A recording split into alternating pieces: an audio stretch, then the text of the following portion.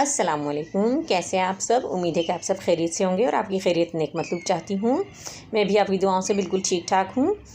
तो चलिए स्टूडेंट्स, हम अपना लेसन स्टार्ट करते हैं। आज हम जिस शायर के बारे में पढ़ेंगे वो हैं बहादुर शाह ज़फ़र। तो आइए उनके हालात ज़िंदगी के बारे में जानते हैं। बहादुर शाह ज़फ़र की विलादत जो है वो 1757 में हुई और उनकी वफ़ात जो है वो 1862 में हुई। तो चलिए पहले उनके हालात ज़िंदगी जानते हैं।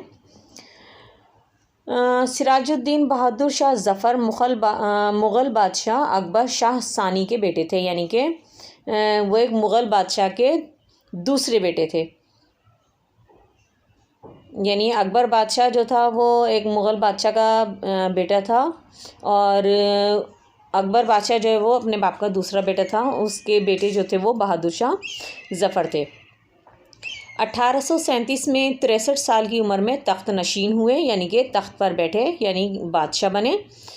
20 साल तक हुकूमत करने के बाद 1857 की जंग आज़ादी के नतीजे में गिरफ़्तार होकर बर्मा के पाए तख्त रंगून में नज़रबंद हुए।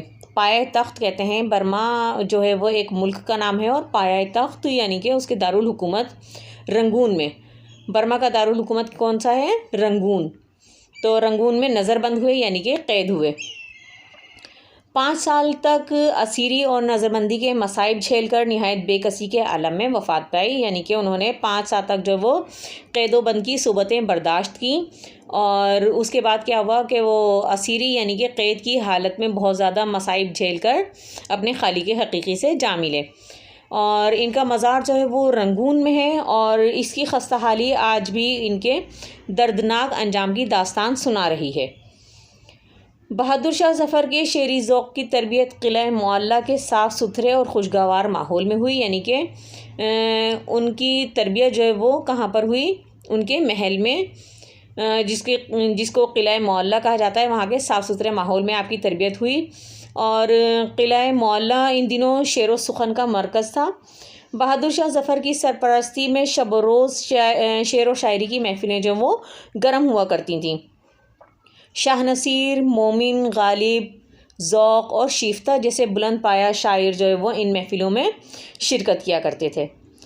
बहादुर शाह ज़फ़र ने अगरचे शाह नसीर, ज़ौक़ और गालिब जैसे असातिज़ा से इस्लाह भी ली, लेकिन इनमें से उन्होंने कोई भी रंग कबूल नहीं किया, यानी उनकी शायरी का कोई भी रंग उन पर नहीं चढ़ा। बल्कि क्या हुआ कि शाह नसीर की मज़मून आफरीनी और ज़ौक़ की मुहावराबंदी और गालिब की बुलंद ख़याली इनके कलाम में नहीं है। ताहम इनकी शायरी का अपना एक रंग है जो इन असातिज़ा से बिल्कुल जुदा है, यानी कि उनकी शायरी का एक अपना अलग रंग है जो उनके असातिज़ा से बिल्कुल जुदा है, जिसने उनकी एक अलग पहचान बनाई है। बहादुर शाह ज़फ़र ने गज़ल की दुनिया में जो है वो दुनिया की बेसपाती और नसीहतें, मामला इश्क़बंदी और संजीदगी, शौख़ी और तसव्वुफ़ के मज़ामीन को बड़ी खूबी से शेर का जामा पहनाया। यानी उन्होंने उनके शेरों में जो है वो संजीदगी भी मिलती है, तो कहीं कहीं शौख़ी भी मिलती है और क्या है कि कहीं आशिक़ी भी मिलती है, तो कहीं मामला फ़हमी भी दिखाई देती है और कहीं पर वो नसीहतें करते हुए दिखाई देते हैं। इनका कलाम जो है वो सादगी बयान और सलासत ज़बान का उम्दा नमूना है, यानी कि उनकी ज़बान में जो वो सादगी है, सलासत कहते हैं रवानी को। तो उनकी शायरी जो है वो रवानी और ज़बान की यानी कि ज़बान की रवानी का एक निहायत उम्दा नमूना है। अब उनके कलाम की ख़ुसूसियात के बारे में जानते हैं। सबसे पहले है असलूब बयान, यानी कि उनकी शायरी बयान करने का तरीक़ा, कि उनकी शायरी किस टाइप की थी। बहादुर शाह ज़फ़र की ज़बान सादा, सलीस और रवां है। रोज़मर्रा के मुहावरात के मौज़ू इस्तेमाल से वो शेर में हुस्न बयान और तासुर पैदा करते हैं।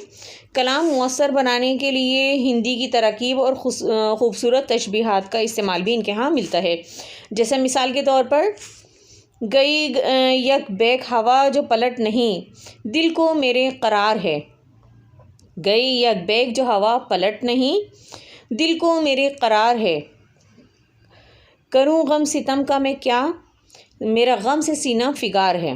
इसी तरह अब वो दुनिया की बेसबाती बयान करते हैं, यानी कि दुनिया की बेरुखी को बयान करते हुए कहते हैं कि हुकूमत के ज़वाल का अलमनाक हादसा, यानी कि बहादुर शाह ज़फ़र जो कि एक बादशाह थे, जब उनकी हुकूमत पर कब्ज़ा हुआ, अंग्रेज़ों ने हिंदुस्तान पर कब्ज़ा किया, तो उस हादसे का जो है वो उनको बहुत ज़्यादा दुख था और उसी की वजह से उनको रंगून में जो है वो क़ैद व बंद की सोबतें बर्दाश्त करनी पड़ी, जो कि उनकी शायरी में भी यानी वो अपनी शायरी में भी दुनिया की बेसबाती का ज़िक्र करते हुए नज़र आते हैं। यानी दुनिया जो है वो कभी किसी की नहीं होती, चाहे वो बादशाह हो, अमीर हो, गरीब हो, दुनिया जो है वो कभी किसी का साथ नहीं देती।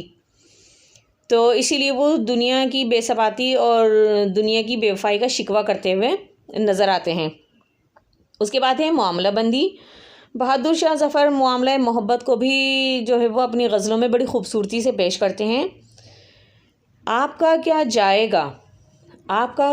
जाएगा गर ख्वाब में आओगे तुम, नींद आँखों से हमारी रात भर उड़ जाएगी। यानी वो अपने महबूब से शिकवा करते हुए नज़र आ रहे हैं कि आपका क्या जाएगा भाई, अगर आप हमारे ख्वाबों में आ जाएंगे आपको तो कुछ नहीं जाएगा, लेकिन क्या होगा कि आपके आने से हमारी नींद जो है वो हमारी आँखों से रूठ जाएगी। तो उम्मीद है कि बहादुर शाह ज़फ़र के बारे में जानकर आपको खुशी हुई होगी, और मिलते हैं फिर किसी नई नेक्स्ट वीडियो में।